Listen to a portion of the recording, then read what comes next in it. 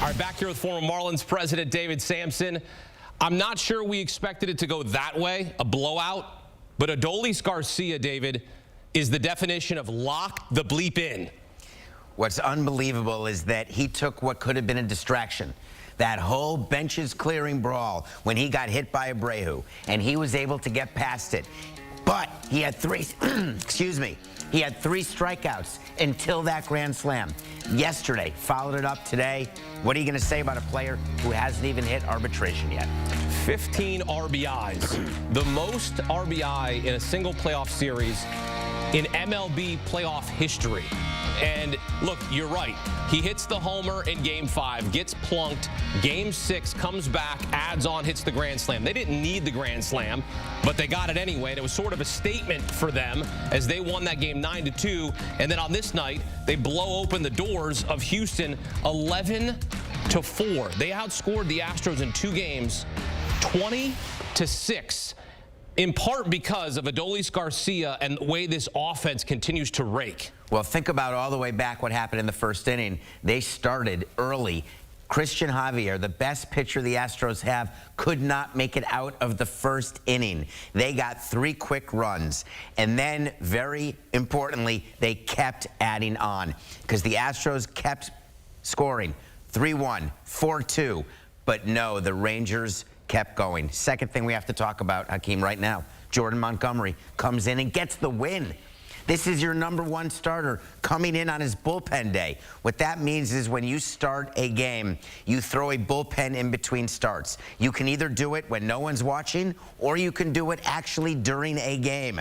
And that's what they did today in a Game 7. Montgomery gives you critical innings as a starting pitcher in relief. Yeah, Max Scherzer goes 2 2/3. Montgomery goes 2 1/3, 3 hits, no runs, and a strikeout to go along.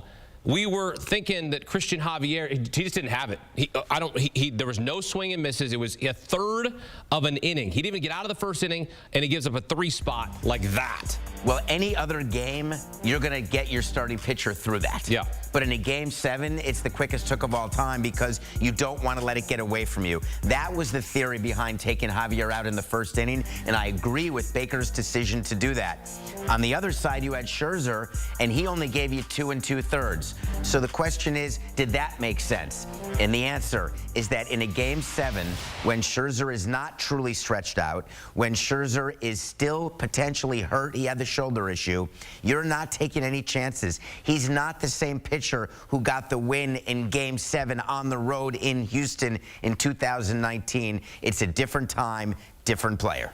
What do you make of this Astros dynasty now? Because, look, since 2017, 4 AL pennants, 2 World Series titles in 2017 and last year, and it comes to a crashing halt because they were not good at home this season.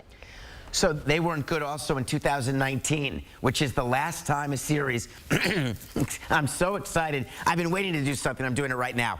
This is the ring. This is what they're going for. I've been waiting to show this, and the Rangers have an opportunity for their first ever. The Astros have 2 of these.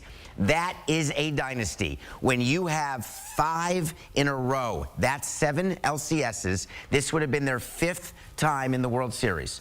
So what happens when they lose Game 7? Nothing. It's still a dynasty. A crashing halt? How is it a crashing halt when you lose Game 7? When you lose to your in-state rival by the score of 11-4? You're a baseball guy. You know very well that's what happens in baseball once in a while. The dynasty, fine, has been established. But now, I'm not saying it's over, but it comes to a stop right now in this very moment. You actually said a crashing halt. Yeah, because that was your line. That's also my line. I editorialized that a little bit, which I'm not supposed to, because you know me. I don't like the Astros, and I appreciate and I'm allowed to do that. I'm allowed to have that opinion. They won a couple of World Series. One of them, that's all I'm saying. My point is, you get beat like this. Some questions. Is Dusty Baker the right manager? Because guess what? He's 0-4 now in Game 7s as a manager. He's not good in great spots. I must tell you that this ring is due in part to Dusty Baker. Little known fact, he was the manager of the Cubs. He was. And he overused his starters back then. Point proven, right there. And we were able to get to Mark Pryor, the current pitching coach for the Dodgers, started Game 6 only 20 years ago. But now look what he's learned. Analytics, pull your starter as quickly as possible. Also, Bruce Bochy. Yeah, he is 6-0 in winner-take-all games as a manager. This is an incredible story. Dusty won a World Series last year. Happy for him. Bruce Bochy's won 3 with the Giants. They both managed the Giants. Bruce Bochy comes out of retirement. He was coaching his grandson's T-ball team. Comes out of retirement to manage the Texas Rangers and gets them to the World Series. This is like a movie. So this is a team that opened a new facility, and they weren't able to host any fans because their first year, what a nightmare, was the COVID year. So they hosted the World Series, Globe Life Field did, in 2020. And they get to host it again, this time in front of their own fans with their own team. Problem is, the Rangers didn't win one game in Arlington during this LCS. No, they did not. So is it actually a home field advantage? Because they have it, but will it matter? And my answer is 100% it will. What we saw in this LCS that just finished, it's a bit of a unicorn. We saw in 2019, what's in common? Houston. They've been terrible at home, not just this year, but throughout the dynasty. This year was just even more so, more exaggerated. But if I'm Texas, I'm so excited. You win Game 7 on the road. It's what we did in 03. You get to fly, and you're celebrating, and you get to go to your own bed. We had to go on to New York before we got to go home after we clinched. Pretty good stop to go to New York. We didn't know because Game 7 was the next day, and Yankees and Red Sox had a Game 7, and that was the Boone walk-off. Oh, yeah. What does it say about Bruce Bochy, his ability to come in and get this team to believe? And granted, they've got some great pieces in that clubhouse, but it takes a special manager, and you know that. Our special manager is how we got the ring, Jack McKeon. Yep. We replaced Jeff Torborg, and that year, Jack McKeon got us the World Series. Here's the thing about Bochy, if you've met him. He is this, you don't see it much on TV, this imposing presence. He is a very large man, and he's also very, very calm, and he commands and demands respect. And the reason he was brought in is this was a team that was dreadfully underperforming. They signed Seager and Simeon to huge deals and then still lost 94 games. This year they got Garcia, a guy not even eligible for arbitration, making the minimum, setting offensive records. They got pitching. Their bullpen was mediocre, but always you had Bochy, who was telling you, we're fine. Everything's going to be great. I've done it before. And look now, it's goggles and champagne. It is, because as I mentioned, 2 years ago they lost 102 games. Last season they lose 94 games, and now they're in the World Series. It is like a movie, because I would, and you love movies, and you would watch that, and we could come up with some clever name about Bruce Bochy and the Rangers and hook 'em horns or something like that. But regardless of that, this team finds a way to pick itself up, because after that Game 5 loss, the bench is clearing, brouhaha, Altuve's homer. It's easy to go, all right, the Astros they're gonna get us. From a fan's perspective, players, they know, hey, we lost the game, we're gonna go back to Houston, we've got ourselves a chance. But this club, what is it about this club that you have seen throughout this postseason that is relentless? So this is what we saw with the Rangers all season, actually. Streaky. Very streaky. So what does that mean? It's really not good to be streaky because it's not consistent. You're winning 7 in a row, then you're losing 6 in a row, then you're winning 4 in a row, and that seems like what the Rangers were all year. So during the regular season, I don't like it. Postseason, I like it a lot. Why? Because all you need is one win, and then you say to yourself, we've got this. They win Game 6 on the road, and they say to themselves, we're carrying this right into Game 7. And now they're saying, we're going to carry it right into Game 1 Friday night of the World Series. So during the postseason, I'm okay with streaks. During the regular season, all it did was create agita. Yeah, they had a roller coaster to get here. Remind you, they lost the division on the final day of the regular season, had to fly to St. Pete. They beat the Rays.